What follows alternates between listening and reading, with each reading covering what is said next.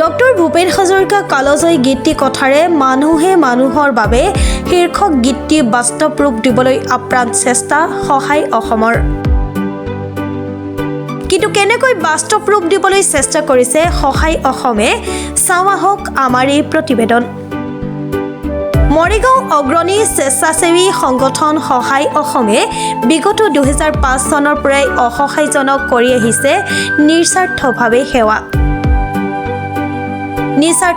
সেৱা কৰি এতিয়া ৰাইজৰ সমাদৰ লাভ কৰিবলৈ সক্ষম হৈছে সহায় অসম নামৰ স্বেচ্ছাসেৱী সংগঠনটো।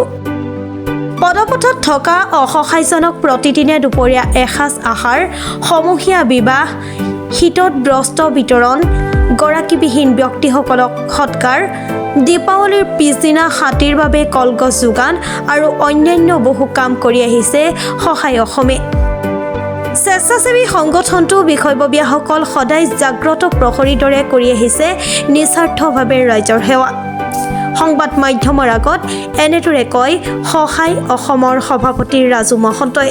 বিগত 2005 চনৰ পৰা বৰ্তমানলৈ আমি আজি 20 বছৰ যিসকল অসহায় লোক তেওঁলোকক আমি প্ৰত্যেক দিনা দুপৰীয়া আহাৰ দিওঁ। তেওঁলোকৰ কম্বল, আঁঠুৱা, যি প্ৰয়োজনীয় বস্তু সেইখিনি আমি প্ৰদান কৰি আহিছোঁ। তেওঁলোকৰ 3 মাহৰ মূৰে আমি মেডিকেল কেম্প পাতি তেওঁলোকৰ শাৰীৰিক দিশটো আমি চাওঁ। আৰু অতি সুখৰ বিষয় যে কেইবাজনো আমি মানসিক যি ৰোগী সেইসকল আমি ঠিক কৰি ইতিমধ্যে আমাৰ বিভিন্ন কামত নিয়োগ কৰিছোঁ। যেনেকৈ ধৰি লওক আমি আজি পৌৰসভাত তেওঁলোকে লেবাৰ হিচাপে কাম কৰি নিজৰ জীৱন নিৰ্বাহ কৰি আছে। কিছু সংখ্যকে দোকান খুলি তেওঁলোকে জীৱন নিৰ্বাহ কৰি আছে। লগতে আমি যিবোৰ আননোন ডেড বডি যাৰ কোনো গৰাকী নাই সেই ডেড বডিবোৰ আমি সৎকাৰ কৰি আহিছোঁ। এতিয়ালৈ আমি প্ৰায় 150 লোকক সৎকাৰ কৰিছোঁ যাৰ কোনো গাৰ্জেন নাথাকে। তাৰ উপৰি আমি সহায় অসমে দুৰ্নীতিৰ ক্ষেত্ৰত বিভিন্ন সময়ত মাত মাতি আহিছোঁ। অসমৰ ভিতৰত আমি সহায় অসম RTI ক্ষেত্ৰত 3 নম্বৰ পজিশ্যনত আছোঁ। যিসকল দুৰ্নীতিগ্ৰস্ত বিষয়ে দুৰ্নীতি কৰে সেইসকলক আমি RTI জৰিয়তে তথ্য সংগ্ৰহ কৰি তেওঁলোকক আমি সমাজৰ আগত প্ৰেছ মিট দি তেওঁলোকৰ মুখা খুলি দিছোঁ। আৰু লগতে তেওঁলোকৰ আমি আইনী ব্যৱস্থা গ্ৰহণ কৰিব কাৰণে আমি আইনৰ ওচৰত কাষ চাপিছোঁ।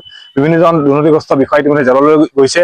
সহায় অসমে বিগত সময়ত দয়ালকৃষ্ণ বৰা বঁটা প্ৰদান কৰি আহিছোঁ। ইতিমধ্যে আমি প্ৰায় দুদিন আগতে প্ৰয়াত জেনেৰেল চক্ৰৱৰ্তী চাওক আমি এই বঁটা প্ৰদান কৰিছিলোঁ। আমি বিশিষ্ট সাহিত্যিক সাংবাদিক কনকচন্দ্ৰ ডেকা চাওক এই বঁটা প্ৰদান কৰিছিলোঁ।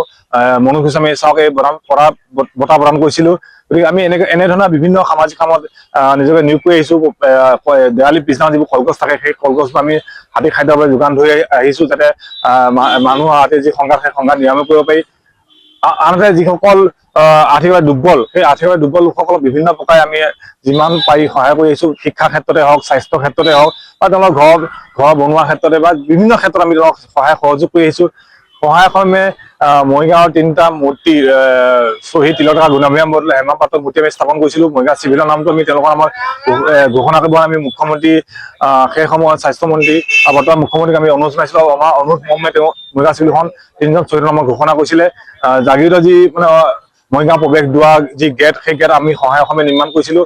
পবিত্ৰ হাতৰ লক্ষ্মীনাথ বেজবৰুৱাৰ মূৰ্তি আমি সহায় অসমে নিৰ্মাণ কৰিছিলোঁ। আমি সহায় কোনো ধৰণৰ চৰকাৰী সাহায্য নোহোৱাকৈ আমাৰ কিছু সংখ্যক শুভাকাংক্ষী আমাৰ সদস্যসকলৰ জৰিয়তে আমি এই কাম কাজবোৰ চলাই আহিছোঁ। আমি বিশ্বাস কৰিছোঁ যে আমাৰ এটা আশা আছে যে আমি এই সহায় যিখিনি কাম কৰি আহিছোঁ সহায় মানুহখিনিৰ কাৰণে সেই কামবিলাক আমি আগলৈ এনেকৈ কৰি যাব পাৰোঁ। মৰিগাঁৱৰ পৰা বুবুনাথৰ ৰিপৰ্ট, প্ৰাত টাইম ডিজিটেল। শদিয়াৰ পৰা ধুবুৰীলৈ, বৰাকৰ পৰা ব্ৰহ্মপুত্ৰলৈ সকলোৰে মাজত চিনাকি এটা নাম প্ৰাতঃ টাইম। থলুৱা ভাষা, কৃষ্টি আৰু সত্য বাতৰিৰ আধাৰত প্ৰতিষ্ঠিত খবৰ প্ৰাতঃ টাইমৰ প্ৰতিটো বা বাতৰি পুংখানুপুংখভাৱে চাবলৈ Facebook, YouTube, website, Twitter, Instagram আৰু ব্লগাৰ পেজত লাইক আৰু ফ'ল'